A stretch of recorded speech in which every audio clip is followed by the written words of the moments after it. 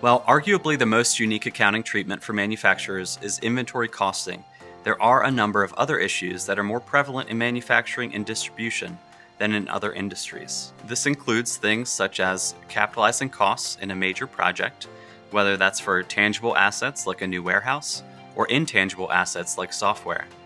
Generally Accepted Accounting Principles, or GAAP, has specific guidance on this topic, clarifying which costs in a major project should be capitalized versus expensed. Also, asset retirement obligations, related party leases, and other components of lease accounting are also prevalent in the majority of manufacturing companies. There have been substantial changes over the past few years in lease accounting, and it's important to understand what that means to your business.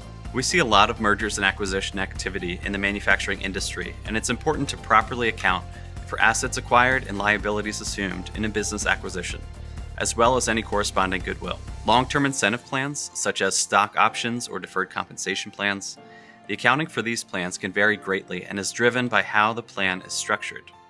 The Financial Accounting Standards Board, or FASB, has been working on improving guidance around this topic to reduce some of the complexities.